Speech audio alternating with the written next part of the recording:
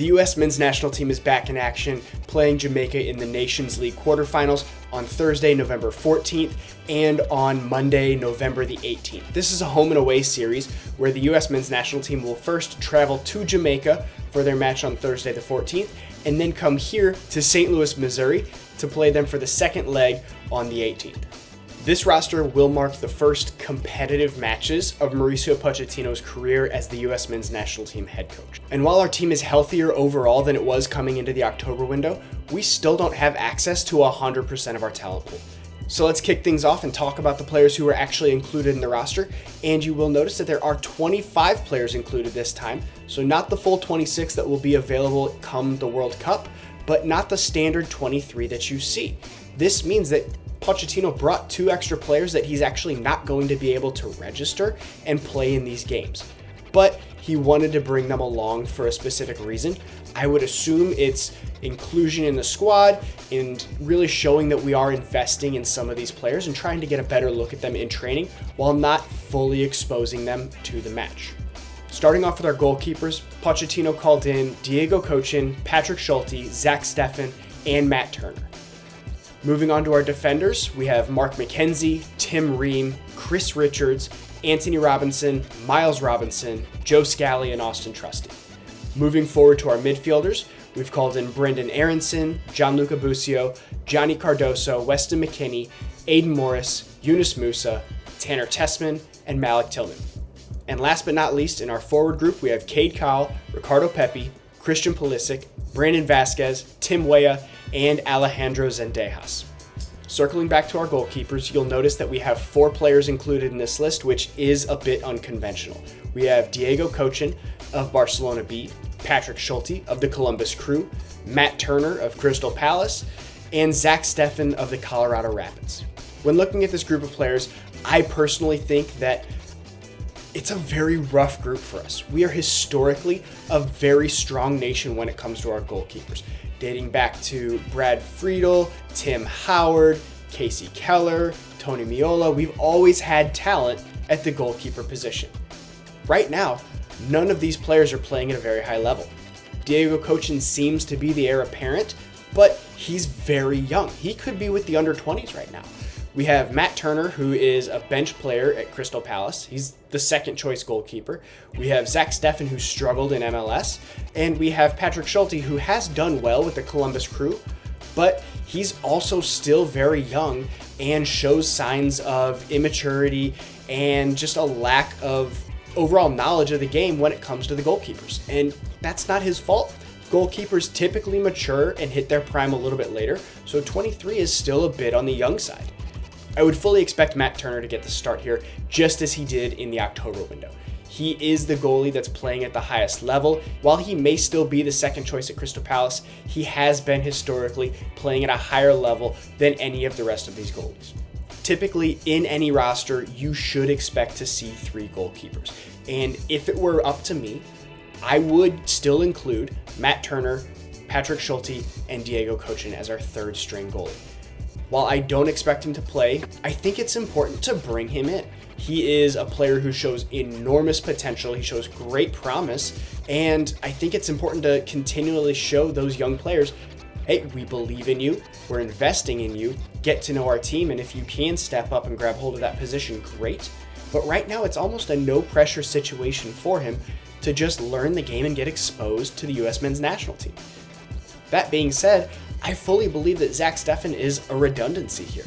He's not playing at a high level in MLS, where you can say that Patrick Schulte is, and he is not young like Patrick Schulte or Diego Cochin. And we've seen quite a bit of Zach Steffen at the senior level.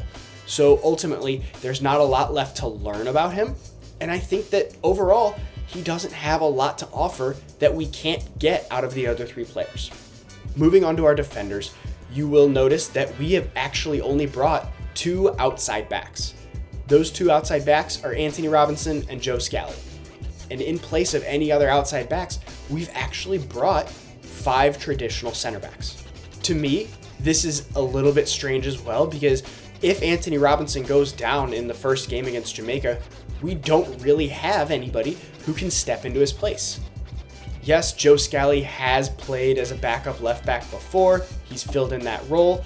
Yes, Tim Ream has done that as well in his younger days, but I don't want to see Tim Ream exposed on the left flank against a very athletic and dynamic Jamaica team. To me, what this says is that Pochettino is strongly considering playing with 3 at the back. And that could potentially work. However, we need to see how he would bring everybody else into the formation. Does that still mean that Anthony Robinson is, one of the wingbacks in a 3-5-2? I think so. But that is not how you get the most out of Joe Scally. So potentially, he's going to put somebody else there. Whether it be Yunus Musa or Tim Weah, I don't know. But I would expect to see some variation of a back 3 in this camp. Moving on to our midfield, we have a very solid group of players here. Again, we've got Brendan Aronson, Gianluca Busio, Johnny Cardoso, Weston McKennie, Tanner Tessman, Yunus Musa, and Malik Tillman. How our midfield is going to line up, I don't know for sure, but I can guarantee you that if healthy, Weston McKennie needs to be in that starting 11. He has been monumental for Juventus lately. He has regained health, regained form, and truthfully, he's one of our best players when he's on. When really trying to dissect this group of midfielders, I've noticed that Brendan Aronson is again listed here as opposed to our forwards, and that gives me the sense that he could be used as a pressing 10 again, and I'm really hoping that it's not in a starting role. We've seen time and time again that Brendan Aronson struggles with the physicality in the middle of the park at the highest levels. Jamaica is a very strong, very aggressive team, and they will very easily body him off the ball. I would not have confidence in Brendan Aronson playing the 10 in this roster. With that being said, I'm not sure that I believe that Malik Tillman is the right fit either. He has continuously proven that he can play at a very high level for his club, and that he can create, and that he can be dynamic for PSV. But that has never truly transferred over to the national team. In a game like this, a game that matters, and a game that the intensity is going to be very high and the physicality is going to be at its peak, I'm not sure that Malik Tillman can get it done at the number 10 either, and I would actually be in favor of seeing Weston McKennie in that hybrid 8-10 role where he can roam and where he can create. No, it's not his greatest strength, but I would say that he's probably best suited for this. He can pick a lock. He's done it with Juventus, and he can bring a lot of energy and physicality to the middle of the field as well. So I would not be shocked to see Weston McKennie play in that position. In our group of forwards, there are clear starters and clear depth pieces, and within those clear depth pieces, there's a lack of quality and a lack of depth.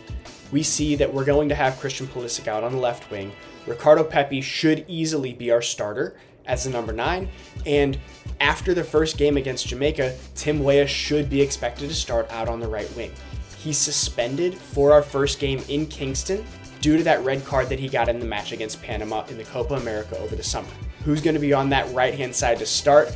I would place my money on Alejandro Zendejas. He looked like he had a little bit more fight than anybody else in the last window, especially against Mexico. He is left-footed, and playing on the right will allow him to cut in and hopefully be a little bit more dangerous against Jamaica, just as Christian Pulisic likes to cut in playing on the left with his right foot. Hopefully that can translate to some creativity and a little bit more dynamism on the right-hand side until Tim Weah can get back in that St. Louis game. With Ricardo Pepi being our starter, I would fully expect that Brandon Vasquez earns himself some minutes off the bench in either of these games. I think that he is the easy backup number 9 here, and he brings a different element to the game than Ricardo Pepi does. Vasquez, we saw, was really hungry in the last window. He was able to get a couple of quick shots off. He's very physical, and he's good in the air. Do I think that he's in our top 3 strikers? No. But with injuries to Balogun and Sargent, he is included in this roster, and I don't really see anybody else stepping in to take his place. That if we need a goal, I would not be surprised to see him come into the game where we start pumping in crosses and hope that he can get his head onto something and put it in the back of the net. Now let's talk about a few exclusions from this roster.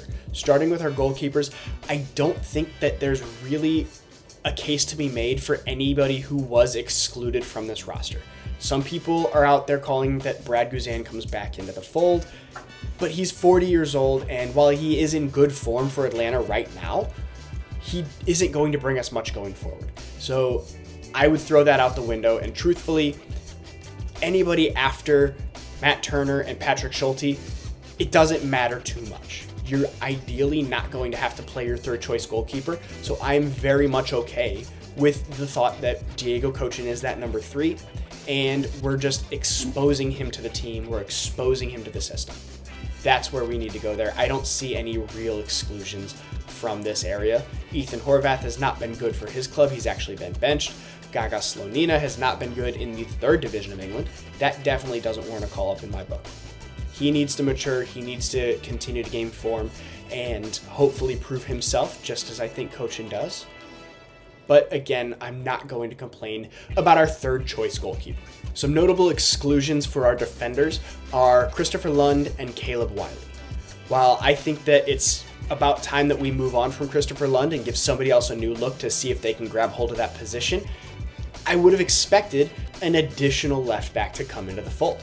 However, my personal choice of Caleb Wiley was left off this roster, as well as a multitude of other players.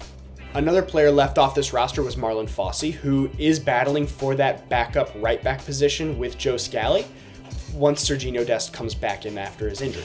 I'm not sure exactly what Mauricio Pochettino saw or didn't see in Fossey in the last camp, but it's clear that I think he wants to try something different. Bringing in 5 center backs definitely sends the message that we're going to try a back 3 and that we are potentially going to alter formation, and hopefully there's some depth pieces there that maybe we don't need to continue exploring options if they're not quite the right fit.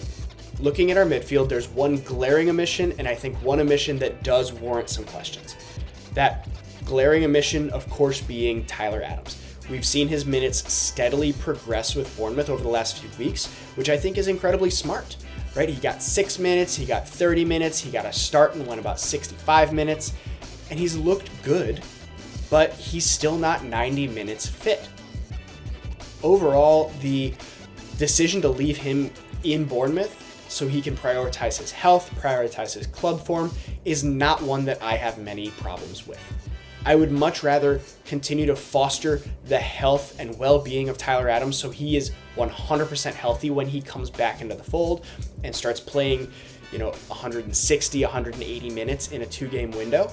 And if he needs to stay at home for one more camp, I'm okay with that. Our depth is in our midfield. We will survive a Nations League camp without him. The other omission that I want to talk about is Leonard Maloney. Leonard Maloney has been getting a lot of minutes and looking competent in the Bundesliga with Heidenheim, but he still can't quite crack the roster. And while I think that if everybody is healthy, he is unfortunately on the outs, this is a roster, this is a camp where he could be a good fit. Tyler Adams is out. We're playing a very physical Jamaica team, and Leonard Maloney is always one who's up for those battles. He has a similar player profile to Tyler Adams where he can cover ground and get stuck in with tackles. He's not great on the ball, but he's not poor either.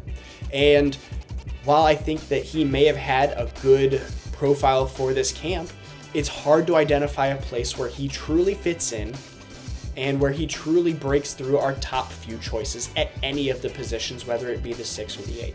So while he may have had a place here in my book, I don't think that exclusion is so outrageous that we need to be upset about it. So I think that we need to take a really close look at the performances of Aidan Morris and Gianluca Busio in this camp. If they're mediocre and really looking like they're not up to the level just as they were in the October window, I think that does warrant that at least one of them stays home next camp and Leonard Maloney gets a chance to prove himself at the senior level. Moving on to our group of forwards, the 2 main exclusions here are Josh Sargent and Fuller and Balogun. 2 of our top 3 choice strikers are injured for this window. Fuller and Balogun is still dealing with that dislocated shoulder that he picked up just before the October window, and Josh Sargent just aggravated his groin and is actually going to need surgery and is going to miss roughly the rest of 2024. Another exclusion here in this forwards group is Haji Wright. He picked up an injury over the weekend and will not be back in time to make this roster. While all of those exclusions make perfect sense because those players are injured, there's one player out there that I think could have been called in over another in this roster, and that is Cole Campbell of Borussia Dortmund. Campbell has seen his minutes steadily increase over the last 5 or 6 weeks with Borussia Dortmund in the Bundesliga and in the Champions League. While he is young, he has looked comfortable and competent every single time he's been on the field with Dortmund. To me, that is enough to warrant a call-up over a player like Cade Cowell, who has looked average at best in Liga MX, and Alejandro Zendejas, who has looked inconsistent at the senior team level. I remember the most recent Gold Cup that he played in, he was very poor. And I think that a player doing it at the Bundesliga level and playing for the Champions League warrants a call-in. Hopefully going into our next camp and going into 2024, he continues to build his resume and forces his way into this lineup. We need more depth at the winger position, and Cole Campbell can be a good depth piece moving into 2026. He's still very young, he's got a lot of potential, but he's not ready yet. We need to test him out before we get to that tournament and before we get to crunch time to truly know what we have in him. All right, guys, that's everything I've got for you for this U.S. men's national team roster breakdown. Put your thoughts in the comment section down below. Do you think that Pochettino called in the strongest group possible? Would you have liked to see somebody called in like Tyler Adams, even though he's not 90 minutes fit? Let me know. We'll see you next time.